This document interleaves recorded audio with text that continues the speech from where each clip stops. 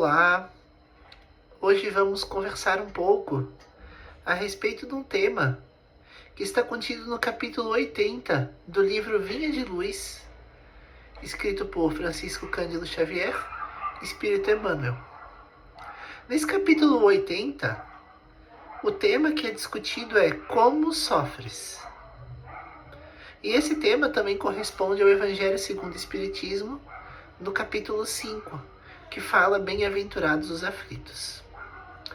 Nesse capítulo 80 do Vinha de Luz, Como Sofres, ele diz ele comenta a seguinte parte da Bíblia, presente em Pedro, capítulo 1, versículo de 4 até 16, que fala: Mas, se padece como cristão, não se envergonhe, antes glorifique a Deus nesta parte.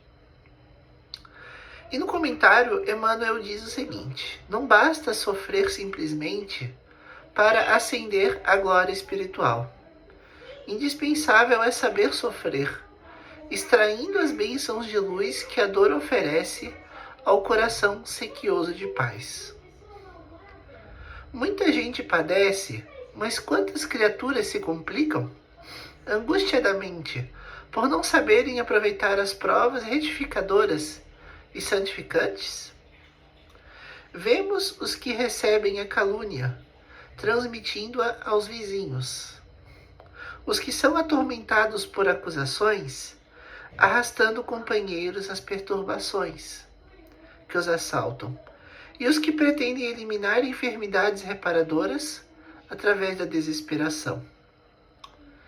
Quantos corações se transformam em poços envenenados de ódio e amargura, porque pequenos sofrimentos invadiram o círculo pessoal?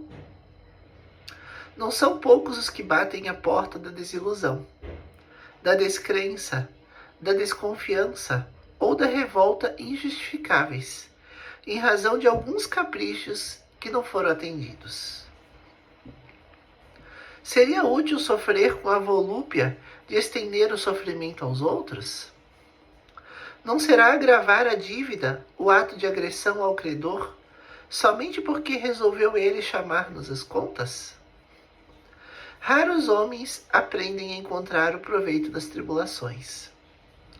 A maioria menospreza a oportunidade de edificação e, sobretudo, agrava os próprios débitos, confundindo o próximo e precipitando companheiros em zonas perturbadas do caminho evolutivo. Todas as criaturas sofrem no cadinho das experiências necessárias, mas também bem poucos espíritos sabem padecer como cristãos, glorificando a Deus. Então a gente consegue perceber que não basta somente sofrer as consequências das nossas atitudes de outrora para achar que com isso estamos liquidando nossos débitos perante nossas consciências, perante Deus, perante a espiritualidade superior, perante aquele que prejudicamos. É preciso que essa dor que nós estamos passando não seja estendida, não seja agravada, causando mais dor nas pessoas que nos circundam. Porque os que nos circundam não têm culpa, ou pelo menos não devem sofrer as amarguras das dificuldades que Deus nos impõe com o objetivo de proporcionar a nós o crescimento. Portanto, quando nós estivermos passando por alguma dificuldade, por alguma dor, por alguma provação, por alguma expiação, a atitude mais correta é a de bem sofrer. Que seria o quê? Esconder do nosso rosto as marcas de sofrimento. Lavar o rosto, tirar as cicatrizes, através da fé, estender o bom ânimo àqueles que nos cercam. E não envolver outros em atitudes negativas nossas, criticando, vendo nós com aspecto lúgubre, de tristeza, ou com aspecto raivoso, ou menosprezador, ou desatento aos outros, apenas porque nós estamos portando algum tipo de sofrimento. Mas como Emmanuel muito bem diz, o que mais se observa na Terra é esse mal sofrer. Esse mal sofrer que acha que somente porque passa por algum período de provação e de resgate, tem o direito de estender esse sofrimento àqueles que te cercam.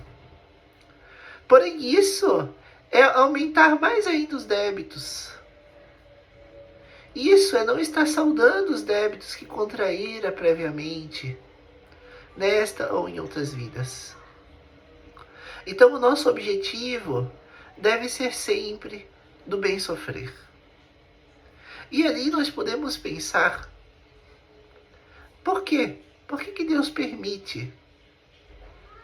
Se Deus não tem um caráter vingador e Ele é puro amor, por que Ele permite e estabelece como lei divina, dentro do princípio de justiça, amor e caridade, que a gente expie as nossas faltas pretéritas e que a gente passe por provações para comprovar perante nós mesmos e perante a espiritualidade os passos de avanço espiritual que já se espera que tenhamos adquirido.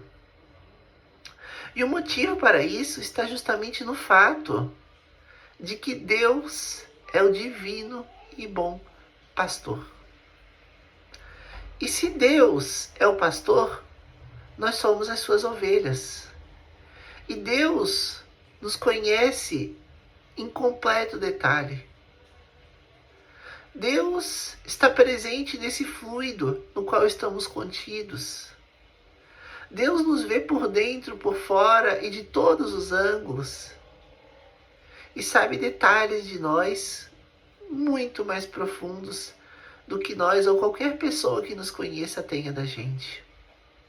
E Deus sabe a dor que esses sofrimentos trazem. Deus sabe o quanto que essas lutas são dolorosas. Mas como foi falado agora há pouco, Deus é um pastor. E o pastor, ele conduz o seu rebanho para a região onde bem lhe aprouver.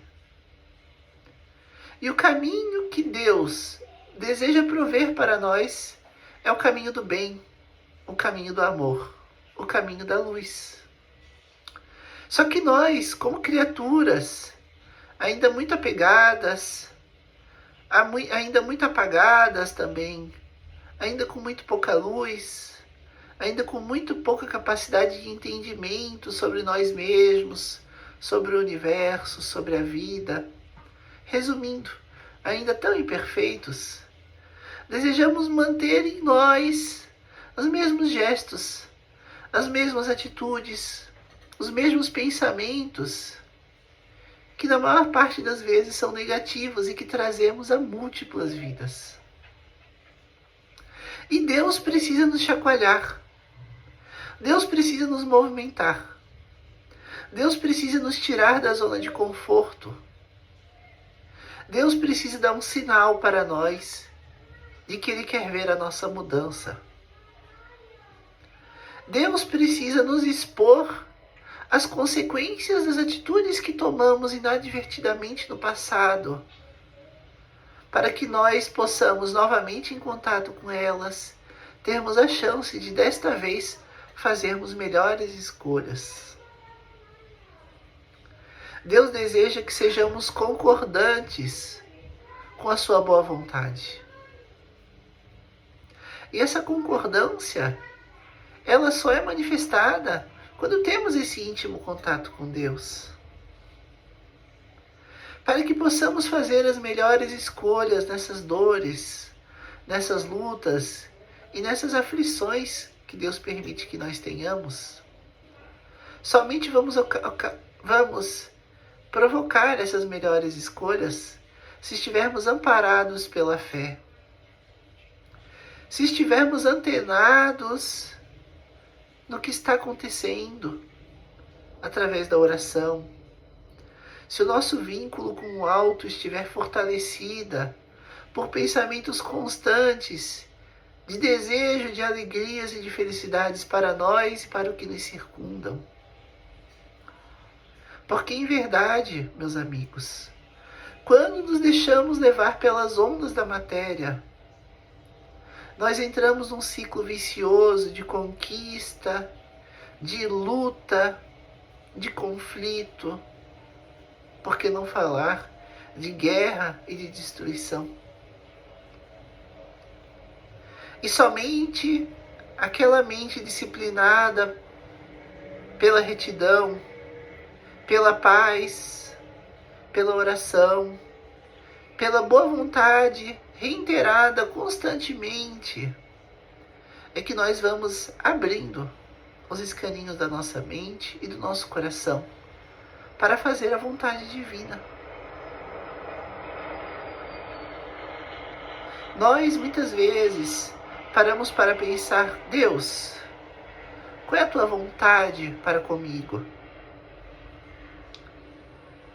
Mas a gente deve parar para pensar também: eu tenho parado para ouvir o que Deus deseja de mim? Será que eu não estou sempre com um fone de ouvido no meu ouvido? Com um celular ligado na frente dos meus olhos? Envolvido por um monte de barulho, por um monte de gente? Vendo um filme, uma série atrás da outra, sem parar?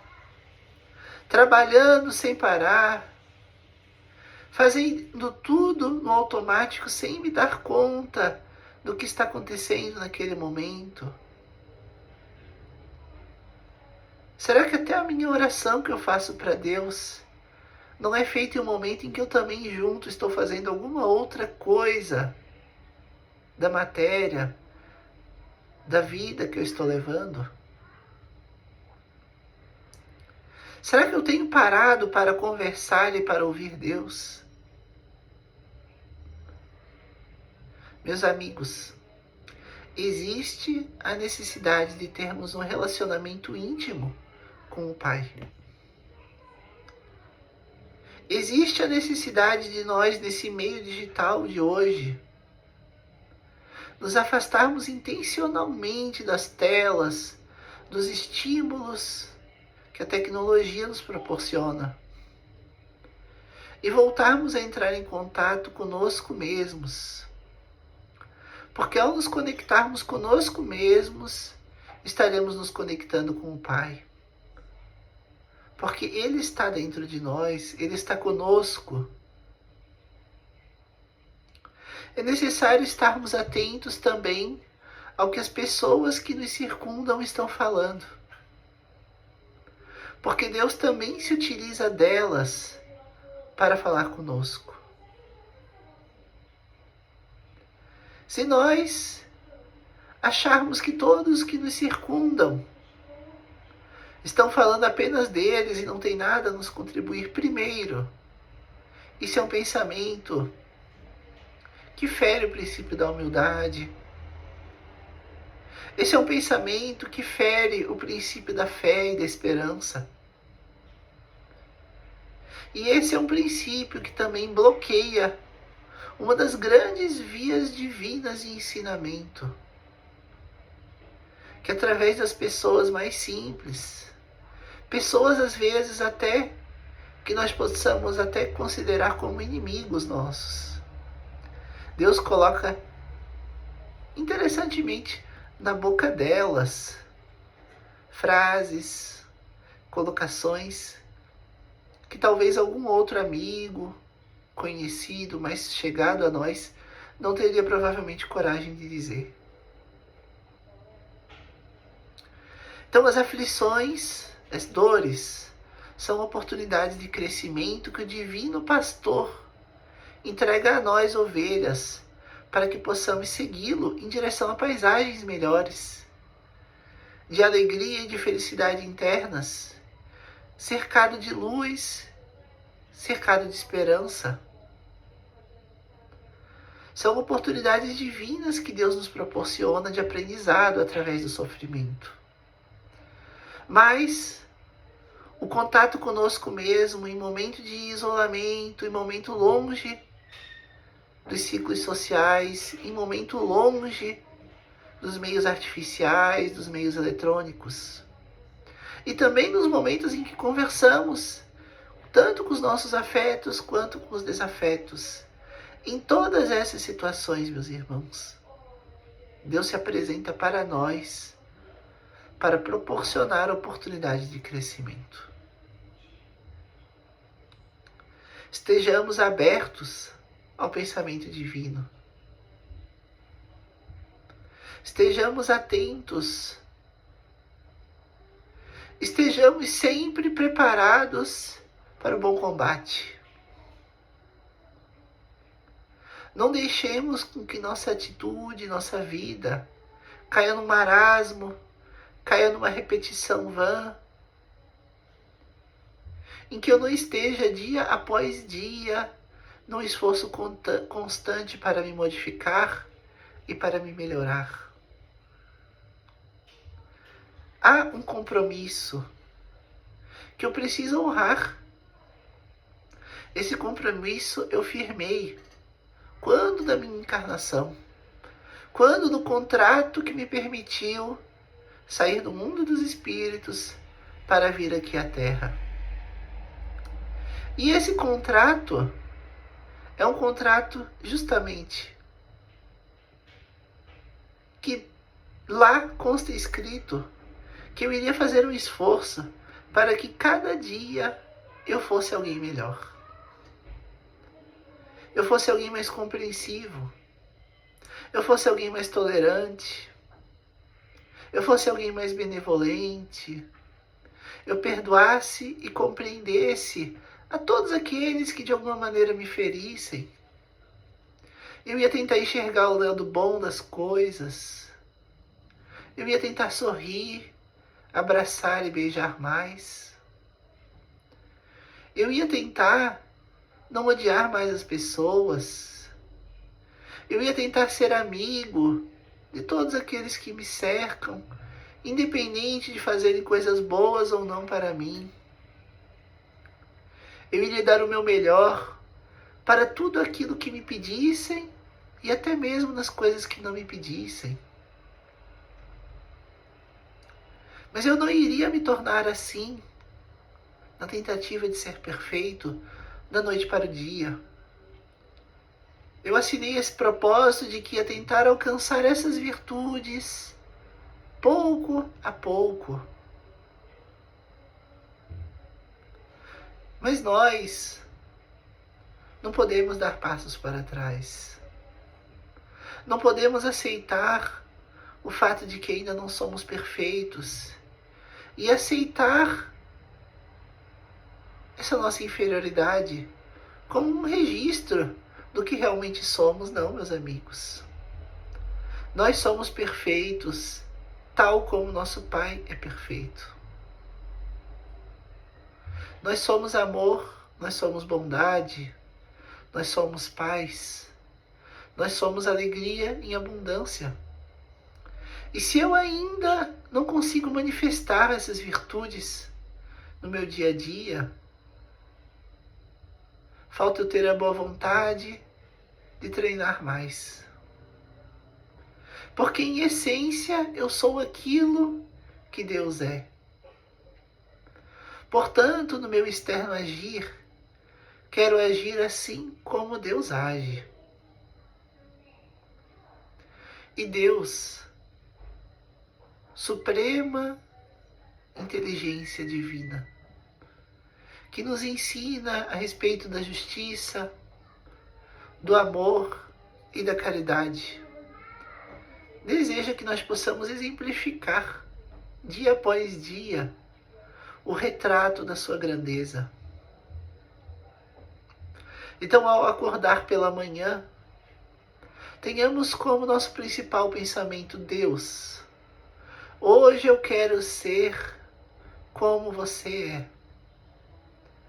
Hoje eu quero agir como você age, como você agiria se você estivesse em carne e osso aqui no meu lugar. Eu quero ver o mundo que me cerca como o Senhor, revestido de carne, veria. Eu quero ouvir o mundo que me cerca como o Senhor, travestido de carne, ouviria. Eu quero sentir como o Senhor sentiria. Eu quero ser perfeito como o Senhor é. E que se em algum momento eu não conseguir agir com a perfeição, que às vezes eu, de maneira vaidosa ou orgulhosa, esperaria de mim. Me ensina, Senhor, a ter humildade para me aceitar dentro dessa minha imperfeição. Mas que por eu não ser ainda perfeito, que isso não me faça esquecer que o meu compromisso é em cada dia ser melhor do que ontem, e não em ser perfeito agora, no início dessa minha trajetória.